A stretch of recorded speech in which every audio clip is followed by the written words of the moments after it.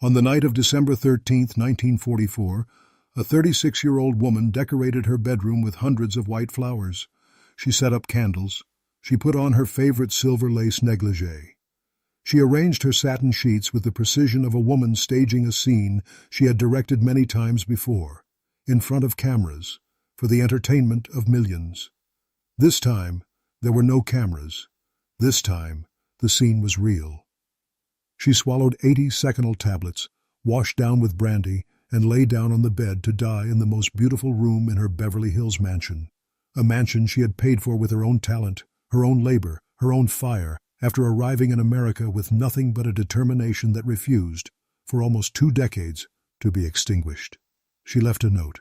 It read, "To Harold, may God forgive you and forgive me too, but I prefer to take my own life and our baby's, before I bring him with shame or kill him.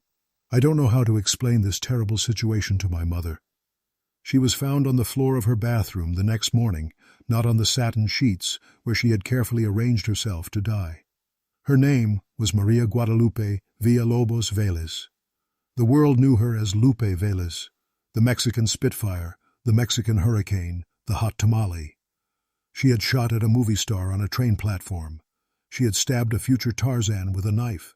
She had punched, bitten, scratched, and screamed her way through a decade and a half of the most explosive love affairs in the history of Golden Age Hollywood, and the story the world told about her for 70 years afterward turned even her death into a punchline. What that story leaves out is everything that made her remarkable in the first place. In the next hour, you will learn what it actually felt like to be the first major Mexican star in Hollywood history, beloved, mocked, desired, and diminished, sometimes. Mez within the same sentence, you will learn the full truth behind the men who consumed her years and the men who discarded her, and you will learn what was actually found in that bathroom in those final hours, and why the legend that grew up around her death has obscured one of the most genuinely tragic endings in the history of the studio system. This is the story of Lupe Velez. She was born on the 18th of July, 1908, in the city of San Luis Potosí in central Mexico. According to her biographer, Floyd Connor, a violent rainstorm tore through the city that day. The kind of detail that gets attached to a person's birth only after their life has demonstrated that the storm was somehow appropriate. Her father, Jacobo Villalobos Reyes, was a colonel in the army of the Mexican dictator Porfirio Diaz.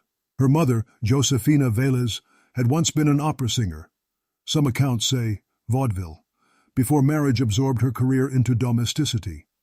The family was prominent and financially comfortable, the kind of household where a daughter could expect a stable, well-ordered life if she simply did what was expected of her.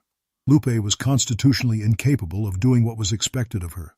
She was one of 5 children, 3 sisters and a brother, and by every account that survives from people who knew the family, she was different from her siblings in a way that everyone around her noticed immediately. She later described her sisters with a mixture of affection and bewilderment. They are different like hell. They are so good. They like to go to school. They like to wear socks. They like to be ladies. They make me nervous, being always so good like a lady.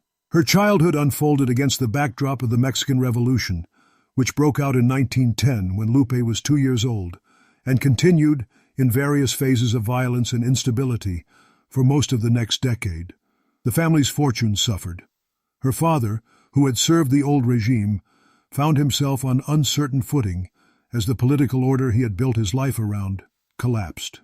Biographer Michelle Vogel has written that Lupe was traumatized by the violence she witnessed during these years, a detail that almost never appears in the breezy gossip column accounts of her later life as Hose.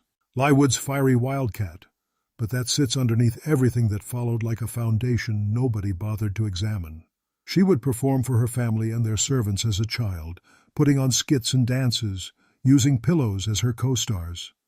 Sometimes they are bad men's, she recalled telling an interviewer years later, and I grab a big knife and kills them. A child play-acting violence with kitchen implements is, in retrospect, one of the more unsettling details available in the historical record of Lupe Velez's early years. At the time, it was simply Lupe being Lupe, exuberant, theatrical, impossible to predict. At 13, her parents sent her to study at Our Lady of the Lake, a convent school in San Antonio, Texas. The decision was partly aspirational. They wanted her to learn English, and partly practical, given the ongoing instability in Mexico. It was at the convent that Lupe discovered the one subject she would later admit to caring about: dance class. She was, by her own cheerful admission, a terrible student in every other respect. When her family's finances deteriorated further, she returned to Mexico City and went to work in a department store for $4 a week, turning most of it over to her mother, and keeping just enough to pay for the dancing lessons that had become, by this point, the only thing that mattered to her. She debuted on the Mexican stage in 1924 at 16, performing under her father's surname, Villalobos. When Colonel Villalobos Reyes returned from his military postings and discovered that his daughter had become a stage performer, singing suggestive numbers, dancing the shimmy in front of paying audiences, his reaction was, by every account, brutal. For a prominent military family in the conservative society of 1920s Mexico, a daughter on the stage was a source of profound embarrassment. Lupe took the rejection in stride in the only way she knew how. She simply stopped using his name. She took her mother's maiden name instead, Velez. And from that point forward, the name that would eventually appear on a star on the Hollywood Walk of Fame belonged entirely to the women in her family, not the man who had been ashamed of her. She was a sensation almost immediately. By 1925, performing in revues with titles like Mexican Rataplan and Nolo Tapes, parodies of the risque Bataclan shows that had scandalized Paris, Lupe Velez had established herself as one of the most talked-about young performers in Mexico City's vaudeville scene. Her singing was unpolished. Her dancing was suggestive in ways that delighted audiences and horrified the establishment in roughly equal measure. She was, at 16 and 17 years old, already the embodiment of something Mexico's conservative society did not quite know what to do with. A young woman in complete, unapologetic command of her own sexuality, performing it as entertainment rather than concealing it as shame. At 17, matinee idol Richard Bennett invited her to Los Angeles to appear in a play. She was thrilled. She packed her bags. She traveled to the border. American immigration authorities turned her back. She was underage. She cried, by her own account, the entire way back to Mexico City. But she had tasted the possibility, and she was not going to let a single rejection end it. She lobbied. She negotiated. She enlisted the help of anyone who could help her navigate the bureaucratic barrier between her and the country where her ambitions actually had room to grow. After extended negotiations between Mexican and American authorities, she was finally granted entry in 1926. She arrived in Los Angeles with no money and no contract. She found work at the Hollywood Music Box Review, where the comedienne Fanny Brice noticed her and began promoting her career. Hal Roach, the producer behind some of the era's most successful comedy shorts, was impressed enough by what he saw to offer her small parts. Her breakthrough came in 1927, when the director and producer of an entirely different caliber, Douglas Fairbanks Sr., 25 years her senior, and at the time, one of the biggest movie stars on the planet, cast her in the Gaucho. The film was a hit. Lupe Velez, playing what the trade press of the era described as a wild mountain girl, became, almost overnight, the most successful Mexican performer Hollywood had yet produced. She was 19 years old. What followed was nearly 2 decades of work, a career that survived the brutal industry-wide transition from silent films to sound, a transition that destroyed the careers of performers far more established than Lupe Velez because their voices, their accents, or their stage presence simply did not translate to the new medium. Lupe's accent, ironically, became an asset rather than a liability. Hollywood had decided, with the casual cruelty of an industry that has always specialized in reducing complicated people into marketable types, exactly what kind of Mexican woman audiences wanted to see. Lupe Velez, whether she had intended to or not, fit the type, and she made a career out of being the most memorable version of it anyone had ever seen. The gossip columnists gave her names that tell you everything about how the industry actually regarded her, even at the height of her fame: the Mexican Hurricane, the Mexican Wildcat, the Mexican Madcap, Hupi Lupe, the Hot Tamale. Not one of these names belonged to a person. They belonged to a category: exotic, volatile, disposable, entertaining. Lupe Velez spent her entire career performing inside a box that Hollywood had built before she ever arrived. And the tragedy of her story is not that she failed to escape it. It is that she succeeded brilliantly at the one thing the box allowed her to do, and the success itself became the cage. She met him on the set of Wool and Song in 1929. Gary Cooper was 28 years old, 6'3", with the kind of quiet, deliberate masculinity that would make him one of the defining American film stars of the 20th century. He was soft-spoken. He moved slowly. He was, by the account of virtually everyone who worked with him, a man whose appeal lay precisely in what he did not say. Lupe Velez was 5 feet tall and incapable of being quiet about anything. Cooper later wrote about the attraction with a kind of helpless honesty. You couldn't help but being attracted to Lupe Velez. She flashed, stormed, and sparked, and on the set she was apt to throw things if she thought it would do any good. She objected pointedly to being called wild. I am not wild, she would say. I am just Lupe.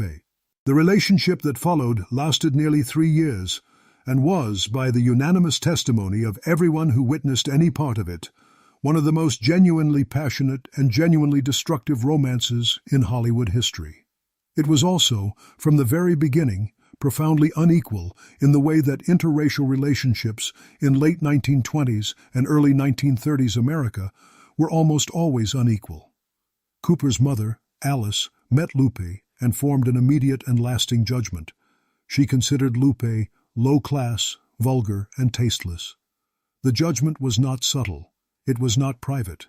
It found its way into the press, where Cooper's mother and Lupe traded barbed comments through gossip columnists with the kind of public hostility that would be unthinkable for a movie star's family today. Lupe was the woman Gary Cooper loved and was never, under any circumstances, going to be permitted to marry. She knew this. She fought against it anyway. The fighting was not metaphorical. During one altercation, Lupe chased Cooper with a knife and cut him severely enough that he required stitches. The studio's official explanation for his injury, when it inevitably needed an explanation, was a riding accident. She was also, throughout the relationship, contending with Cooper's own infidelity, a pattern that would define his entire romantic life across the next 3 decades, touching nearly every leading lady he ever worked alongside, including, before his relationship with Lupe had even ended, Marlene Dietrich, his co-star on Morocco. The discovery of the Dietrich affair pushed Lupe past whatever boundary remained between her jealousy and her capacity for public spectacle. There were rumors, never fully confirmed, persistent enough to have entered the permanent folklore of the era nonetheless, that Cooper had also been involved with his close friend, Anderson Lawler, an actor with whom he shared a house for a period during his relationship with Lupe. Lupe herself told the columnist Hedda Hopper that she could detect Lawler's cologne on Cooper whenever he returned from visiting him, a detail she delivered, by every account, with the specific intent of being scandalous. By 1931, the relationship had exhausted Cooper to a degree that alarmed the people around him. He had lost so much weight that Paramount Pictures, the studio that employed him, ordered him to take an extended vacation specifically to recover his health. The toll that loving Lupe Velez took on Gary Cooper's body was not an exaggeration invented by gossip columnists. It was visible, documented, and serious enough that a major Hollywood studio intervened in his personal life to protect its financial investment in his physical appearance. He decided to end things by leaving the country. He booked passage to Europe. He went to the train station to begin the journey. Lupe was waiting for him. She had not come to say goodbye. She pulled a pistol and fired at him as he attempted to board the train. The bullet missed. Cooper boarded the train. He went to Europe. He had an affair with an Italian countess named Dorothy Di Frasso, recovered the weight he had lost, and returned to America to continue a career and a pattern of infidelity that would persist through his eventual marriage to the socialite Veronica Balfe, through affairs with Carole Lombard, Ingrid Bergman, Patricia Neal, whom he pressured into an abortion while married, and Grace Kelly, among others. Lupe never fired at any of them. She had used up, on Gary Cooper specifically, whatever reserve of violent jealousy she possessed. What she retained for the rest of her life was something gentler and considerably sadder. According to biographer Michelle Vogel, Lupe carried a torch for Gary Cooper until her dying day. The woman the gossip columns had turned into a punchline. Lupe Velez and her gun, haha, what a wildcat, was, underneath the story everyone found so entertaining. A 23-year-old who had loved a man for 3 years while his mother called her vulgar in the newspapers, who had watched him cheat on her with a string of more socially acceptable women, and who never, for the rest of her short life, fully stopped loving him. She met him in New York in the early 1930s. He was an Olympic swimming champion who had recently transitioned into acting, cast in the role that would define the rest of his career, Tarzan. Johnny Weissmuller had the kind of body that the studio publicity machine of the era could not resist describing in increasingly breathless terms. Lupe, with characteristic directness, described it herself as like a piece of sculpture. They dated on and off after returning to Los Angeles. She continued seeing other men during this period, including briefly Errol Flynn. On the 8th of October 1933, Lupe Velez and Johnny Weissmuller married in Las Vegas. What followed was 5 years of a marriage that the press covered with the breathless, prurient attention usually reserved for actual disasters. The fights were not occasional, they were constant, and they were public. In restaurants, at football games, at prize fights, at movie premieres, in front of whatever audience happened to be present at the moment either of them decided that the argument had reached its breaking point. Lupe, in an interview she gave during the marriage with what appears to be genuine cheerfulness about the dysfunction, described their dynamic this way. For no reason, I punch him right on the nose. He rears up and says, "Mama, you hit me." And I say, "Darling, I am so sorry." Hit me back. He did hit her back by multiple accounts, though the precise nature and severity of the violence on both sides has never been fully documented in a way that modern audiences, accustomed to clearer categories of victim and aggressor, can easily parse. What is documented is this. Makeup artists on the set of the Tarzan films were regularly required to cover bite marks and scratches on Weissmuller's body before he could appear on camera. The studio's solution to the visible evidence of his marriage was the same as the studio's solution to Gary Cooper's knife wound. Concealment, makeup, a story for the press that had nothing to do with what had actually happened. The most infamous episode of the marriage involves a parrot. Lupe owned a parrot that she had trained during her relationship with Gary Cooper to say his name, Gary, whenever it pleased her to be reminded of him, or whenever it pleased her to remind whoever else happened to be in the room. During one explosive fight with Weissmuller, in which Lupe taunted him by claiming falsely that she had killed his dog, Weissmuller retaliated by wringing the parrot's neck. He then walked out. He would later acknowledge, with what reads in retrospect like genuine if rueful affection, that he had often needed to retrieve Lupe from Gary Cooper's house during their marriage. Evidence that whatever torch she carried for Cooper had not extinguished itself simply because she had married someone else. She filed for divorce in July of 1934, after 10 months of marriage, citing cruelty. She withdrew the petition a week later. She filed again in January of 1935. The decree was granted on an interlocutory basis. It was dismissed a month later when the couple reconciled. She filed a third time in August of 1938, again citing cruelty. This time the divorce held. It was finalized in August of 1939, after nearly 6 years of a marriage that had been, by any reasonable accounting, a continuous public demonstration of two people who could not stay together and could not for years at a stretch stay apart. She would later describe Weissmuller with the verbal flair that made her cues. A table, even when she was being cruel, as a furniture-breaking caveman. He served as a pallbearer at her funeral 6 years later. Between the men and around the men, and despite the men, Lupe Velez built a genuine career. She made the transition from silent films to talkies without the catastrophic loss of audience that destroyed so many of her contemporaries.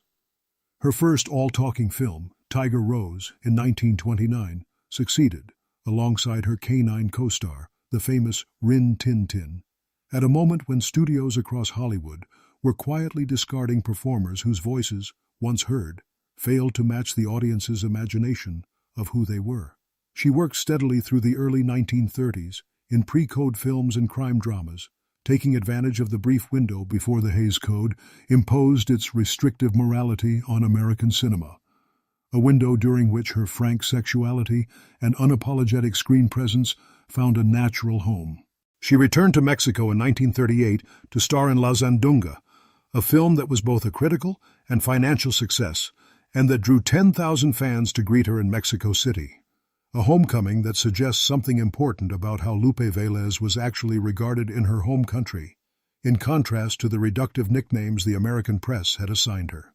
In 1939, she found her greatest commercial success with The Girl from Mexico, a low-budget RKO comedy that proved unexpectedly popular and launched the Mexican Spitfire series, 8 films in total, in which Lupe played Carmelita Lindsay, a fiery Mexican entertainer married to a straight-laced American advertising executive.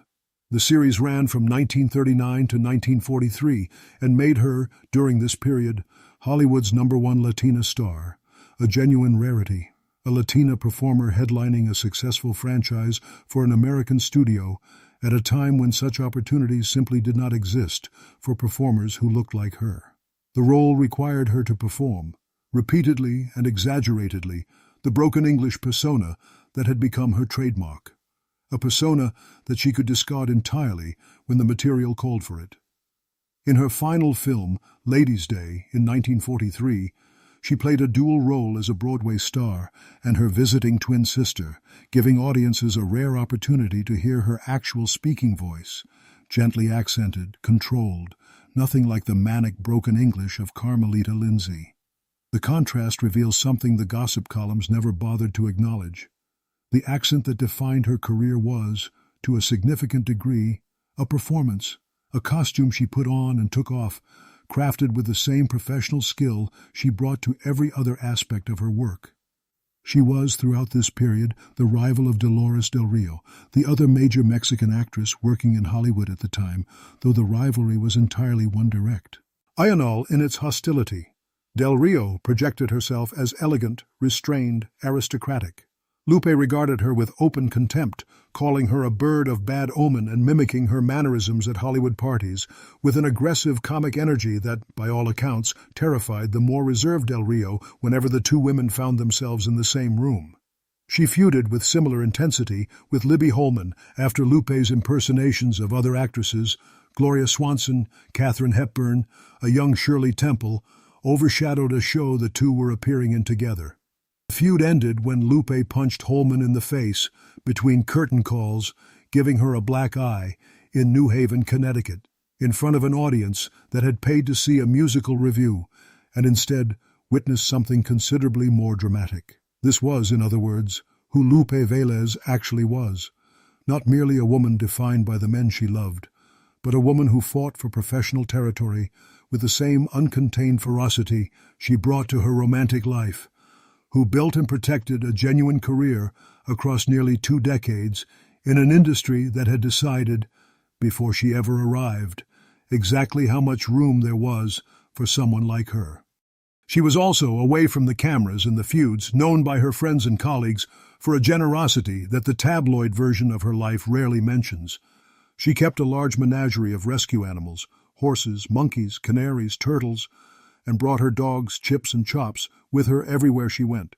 She wore, as her everyday ring, a simple band fashioned out of a bent nail, made for her by the father of a family she had quietly helped financially.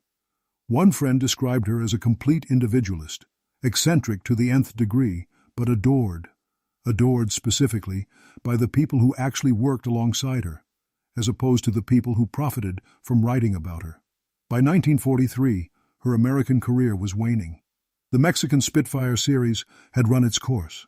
The novelty that had sustained 8 films had finally exhausted itself, and Hollywood, which had never offered Lupe Velez much beyond the narrow category it had assigned her at the start, was not interested in finding her a second act.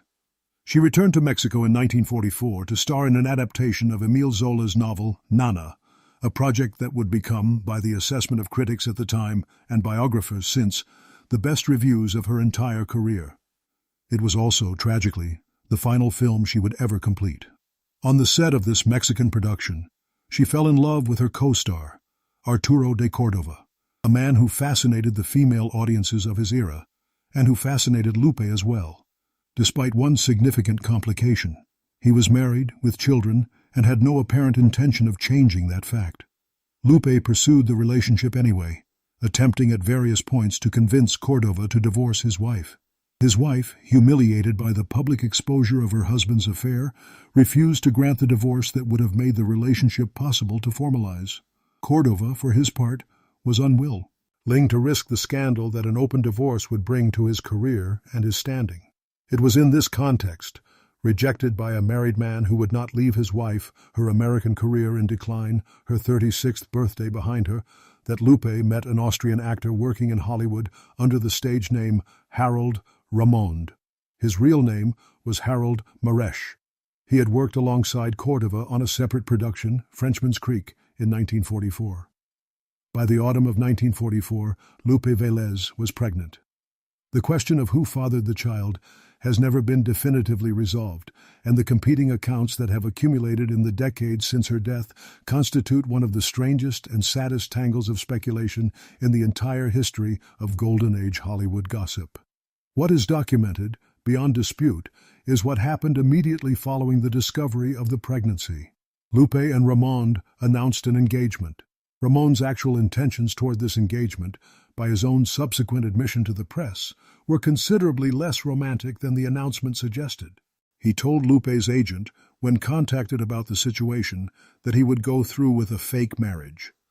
But only if Lupe signed a contract acknowledging explicitly that the marriage was a sham, undertaken solely so that the child would have a father's legal name attached to it.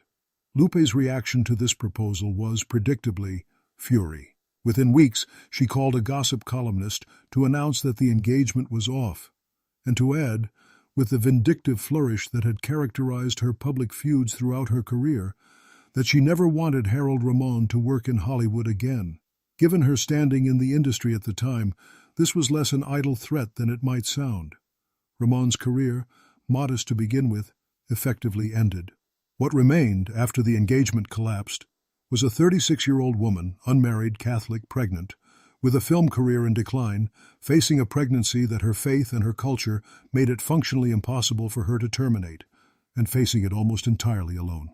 Her secretary and close friend of 10 years, Beulah Kinder, would later tell investigators that after the engagement to Ramond fell apart, Lupe had decided to go to Mexico to have the baby there, away from the publicity machine that had turned every prior chapter of her romantic life into entertainment for strangers. She did not make it to Mexico. The actress Estelle Taylor, a close friend, spent the evening of the 12th of December 1944 with Lupe from 9 o'clock at night until 3:30 the following morning. Taylor would later tell the press that Lupe had confided in her about the pregnancy that night and had told her directly that she would rather kill herself than have an abortion. Whatever combination of religious conviction, personal pride, and genuine despair produced that statement, Lupe Velez acted on it within hours of saying it. She decorated her bedroom. White flowers, by some accounts hundreds of them, filled the room. She dressed in a silver negligee. She arranged her satin sheets. She wrote her suicide note, addressed to Harold Ramond, and swallowed 80 tablets of the barbiturate Seconal, washed down with brandy. Her housekeeper discovered her body the following morning, not arranged peacefully on the elaborately staged satin bed, but on the floor of the bathroom.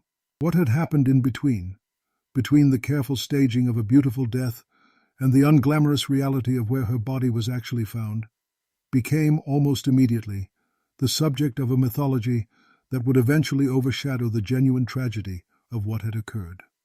The most notorious version of this mythology comes from Kenneth Anger's 1959 book Hollywood Babylon, which presented an account treated by Anger and by the decades of pop culture that absorbed his telling as essentially true, in which Lupe's elaborately staged death scene was undone when the barbiturates reacted badly with a large Mexican dinner she had eaten that evening, causing her to stumble from her bed and drown ignominiously in her own toilet. This account has been repeated for decades. It appears, in slightly different forms, in the sitcom Frasier, in which a producer character retells the story as an urban legend about the futility of trying to control how you are remembered. It appears in The Simpsons, where a tour guide character points out a store where, he claims, Lupe Velez once purchased the toilet in which she drowned. It is, according to the Los Angeles County coroner's actual contemporary investigation, almost certainly false. The coroner requested an inquest into Lupe's death the day after she died, a standard procedure given the circumstances. On the 16th of December, 3 days later, the coroner withdrew the request, having determined that Lupe had written the suicide notes herself, that her intent had been genuine and deliberate, and that the death was, in the most basic and devastating sense, exactly what it appeared to be. A woman who had decided, for reasons that combined shame, faith, abandonment, and exhaustion, that she could not face what was coming, and had ended her own life and the life of the child she carried. There was no comic drowning. There was no failed dramatic gesture undone by spicy food. There was a woman on a bathroom floor, having taken a fatal dose of barbiturates exactly as she intended to, found by the housekeeper who had likely known her better, in the unglamorous daily texture of her actual life, than any of the gossip columnists who would spend the following decades turning her death into a punchline. The legend persisted anyway, because the legend was funnier than the truth, and the entertainment industry that had spent Lupe Velez's entire career reducing her to a category had no particular incentive, after her death, to start treating her with more complexity than it had ever offered while she was alive. Decades after Lupe's death, a writer named Robert Sull, Atze, a man whose other major historical claim was an assertion, never substantiated, that he had been secretly married to Marilyn Monroe, published an account claiming that Lupe had confided in him shortly before her death that the child she carried was not Harold Ramon's at all. According to Slatzer, Lupe told him the father was Gary Cooper. By this point, Cooper was married to Veronica Balfe and had been for over a decade. According to Slatzer's account, Lupe believed Cooper himself understood Ramon would be assumed to be the father, and had no intention of disrupting that assumption to claim paternity of his own. Slatzer claimed that after Lupe's death, he asked Cooper directly about the situation, and that Cooper acknowledged it was possible he might have been the father. Slatzer further claimed that he interviewed Clara Bow, Cooper's lover from years earlier, during the silent era, who told him she had overheard Cooper, shortly before Lupe's death, on the phone screaming that he intended to kill Harold Ramon for impregnating her. According to Bow's account, as relayed by Slatzer, she never believed the child was Ramon's at all, and believed Lupe had been trying to manufacture a marriage with Ramon specifically to protect Cooper's reputation and his actual paternity from public exposure. None of this can be independently verified. Slatzer's reliability as a historical source has been seriously questioned by multiple biographers across multiple subjects, and his claims about Lupe Velez sit in the same uncertain territory as his claims about Marilyn Monroe. Interesting, persistent, impossible to confirm, and impossible to entirely dismiss. What is certain is this: a woman who had carried a torch for Gary Cooper since 1931, who had shot at him on a train platform rather than let him leave without a fight, who married another man and divorced him 3 times trying to outrun her feelings for Cooper, found herself, 13 years after that relationship ended, pregnant, alone, and facing a death that some of the people closest to the situation believed was connected, in ways the public record will never fully resolve, to the same man who had once been worth firing a gun over.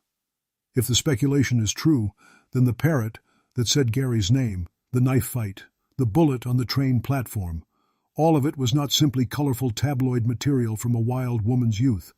It was the opening chapter of a story that ended, 14 years later, in a bathroom in Beverly Hills, with 80 tablets of Seconal and a note addressed to the wrong man.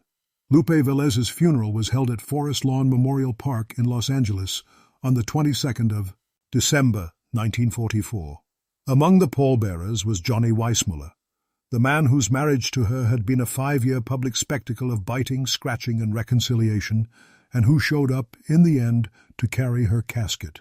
The actor Gilbert Rowland, a friend and former co-star, served as a pallbearer alongside him. Her body was then sent by train to Mexico City, where a second funeral was held 5 days later. More than 4,000 mourners attended, a turnout that stands in stark contrast to the reductive American mythology of a woman who died as a punchline. In her home country, Lupe Velez was mourned as what she actually was, the first Mexican performer to achieve genuine, sustained stardom in Hollywood. A woman who had carried the weight of that representation for nearly 2 decades, while the industry that employed her gave her exactly one type of role and called her, with affectionate condescension, the Mexican Hurricane. She was buried at the Panteón Civil de Dolores Cemetery in Mexico City, not far from where her great rival Dolores del Rio would eventually be laid to rest as well. 2 women whose feud had defined a significant portion of both their public lives, sharing, in the end, the same ground. Her epitaph reads, in translation, "Lupita, rest in peace. You will live in everyone's heart. We, your mother, siblings, and nephews and nieces, remember you with affection." She left an estate worth $125,000, the accumulated, hard-earned product of nearly 2 decades of work in an industry that had never offered her anything beyond a single narrow lane, and that she had nonetheless turned into a genuinely successful, sustained career through talent, timing, and an unwillingness to simply disappear when the opportunities narrowed. In the decades since her death, multiple attempts were made to produce a biographical film about her life, a 1949 effort that collapsed due to lingering controversy over her suicide, a later effort involving the Cuban performer Amalia Aguilar that dissolved when Aguilar chose to return to Mexico rather than continue working in Hollywood, a 1965 announcement by actress Estelita Rodriguez that similarly came to nothing. No biographical film was ever completed. The woman who had been, for 2 decades, one of the most photographed and discussed performers in America, became in death a figure that Hollywood found easier to joke about than to actually examine. There is a version of Lupe Velez's story that requires nothing from the person telling it except a memory of punchlines. The wildcat who shot at her lover. The woman who married a Tarzan and bit him for fun. The actress whose death became an urban legend involving a toilet and a spicy dinner. That version exists because it was profitable decades ago and because it has content use. And to be profitable, in slightly different forms, in every subsequent decade since.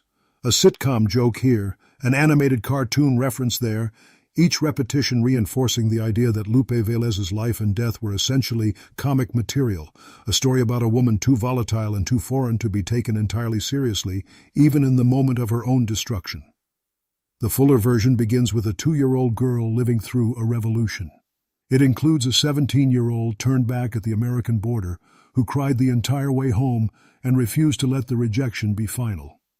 It includes a woman who became the first major Mexican star in the history of American film, who carried the weight of that singular achievement through nearly 2 decades, through a single narrow category that Hollywood never once offered to expand for her, no matter how many films she made profitable within its confines. It includes Gary Cooper, who loved her and was never going to marry her, and whose mother called her vulgar in the newspapers, and who may, according to claims that have never been verified but have also never been disproven, have been responsible for the pregnancy that ended her life 13 years after their relationship ended. It includes Johnny Weissmuller, who fought with her in public for 5 years and showed up to carry her casket anyway. It includes the 4,000 mourners in Mexico City who understood, in a way the American gossip columns never did, exactly what had been lost. And it includes a final night in which a frightened, exhausted, abandoned woman did the one thing she had always been able to do better than almost anyone else in Hollywood. She staged a scene, white flowers, silver lace, satin sheets, a note. The scene did not go according to plan. The body was found on the bathroom floor, not on the bed she had so carefully arranged. The legend that grew up around that detail turned her final act of control into a punchline about indigestion. But the note survives, and the note is not funny. May God forgive you, and forgive me too, but I prefer to take my life away, and our babies, before I bring him with shame, or kill him. That is not the voice of the Mexican Spitfire. That is not the voice of the hot tamale, or the Mexican Hurricane, or any of the names a gossip industry invented because the real woman was too complicated to fit on a marquee. That is the voice of a 36-year-old woman, alone, at the end of everything, asking forgiveness for the only choice she believed remained available to her. She deserved, in the 70 years since, considerably more than a joke about a toilet. If Lupe Velez's story stayed with you, subscribe to Silk and Sorrow. These are the women whose private lives the public was never meant to see, and whose endings were never as simple as the headlines made them sound. Next week, the story of Millicent Hearst, the wife of the most powerful media man in America, who stood beside her husband in public for 20 years while he openly lived with another woman in a castle he built for his mistress, and who never once said a word about it to the world. That story is next.